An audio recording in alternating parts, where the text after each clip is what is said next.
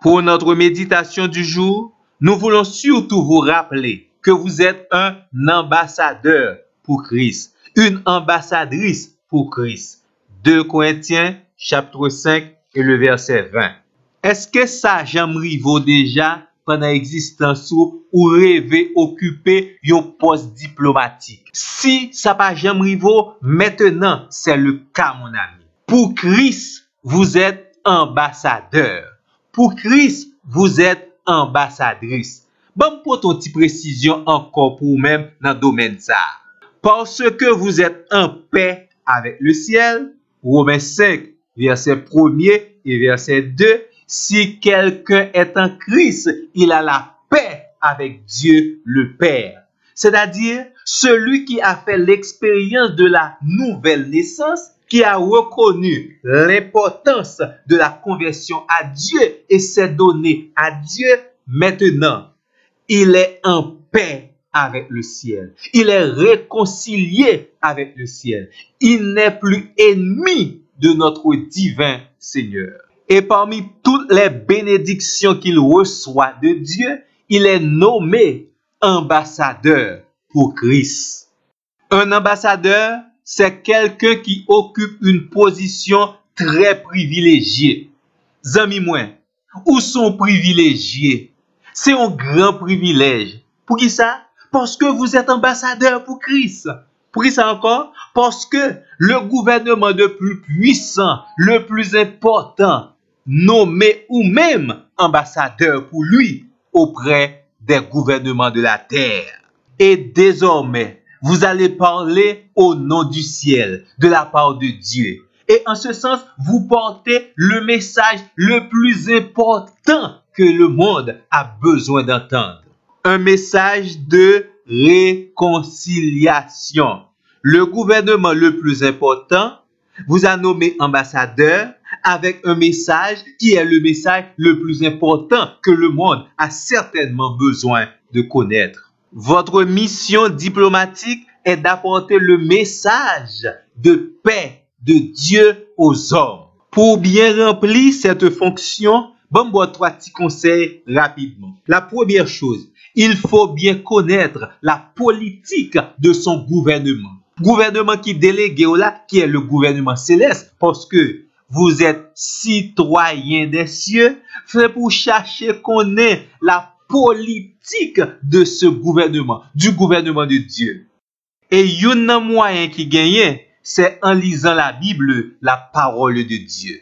Et puis tout, ça pas fait en quel sens où ces représentants officiels du gouvernement les finit pour pas connaître façon gouvernement ça fonctionner, pour pas connaître code d'éthique gouvernement ça, pour pas connaître la politique de ce gouvernement. Non. Vous êtes ambassadeur pour Christ. C'est une fonction diplomatique et honorable que lié. Et Christ, lui voulait que vous représentez-lui valablement dans cette mission qu'il vous a confiée. Moi, espérer que vous faites de votre mieux pour capable conformer à feuille de route le Père, le Fils et le Saint-Esprit libaou pour capable bien remplir mission en tant qu'ambassadeur pour Christ. Deuxième conseil, et bagay qui est très important, vous devez rester continuellement en communication avec le gouvernement qui vous a délégué en tant qu'ambassadeur pour Christ. Et là encore, l'autre moyen qui gagne, c'est la prière. Vous devez garder le contact avec le ciel.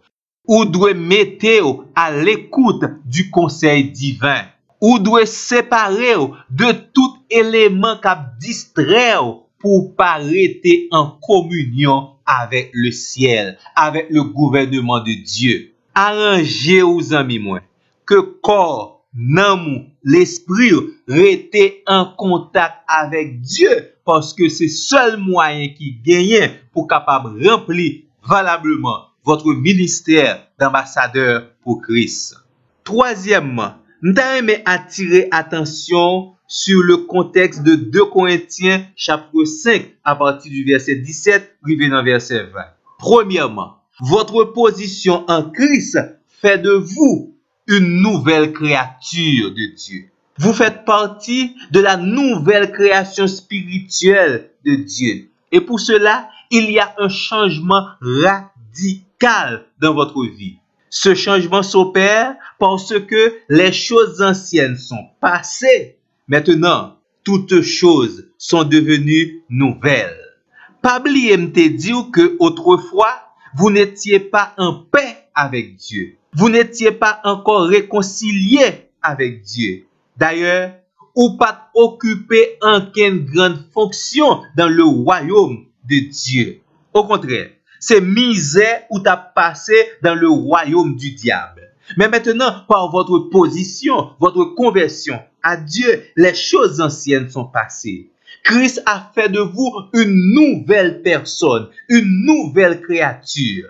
Au verset 18, en résumé, Dieu a fait de grandes choses. La première chose, réconcilier nous autres par notre conversion avec Christ. Et deuxièmement, nous donner un ministère tout à fait spécial, le ministère ou bien le service de réconciliation.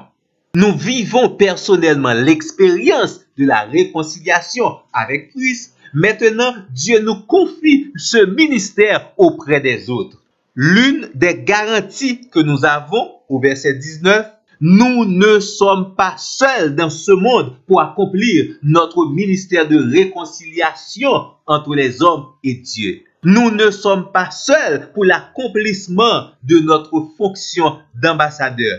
Christ est avec nous et même il est en nous. Il a déposé, il a mis sa parole dans notre cœur. Il parle par nous pour réconcilier les hommes avec Dieu. Et il le fait tellement bien que les hommes ne sont plus coupables une fois qu'ils acceptent de se réconcilier avec Dieu. D'où en quelque sorte, Christ facilite notre ministère de fonctionnaire céleste. Au verset 20, l'apôtre Paul nous donne même un exemple. Il invite ses lecteurs à se réconcilier avec Dieu. D'où il profite de l'occasion pour commencer lui-même sa fonction d'ambassadeur auprès des hommes.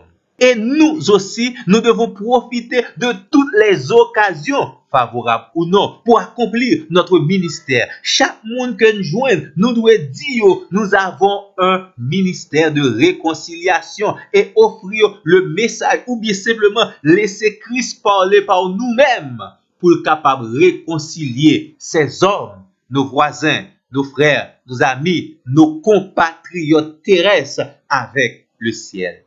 Être disponible pour Dieu. Voilà le maître mot. Être disponible pour que Dieu puisse se servir de nous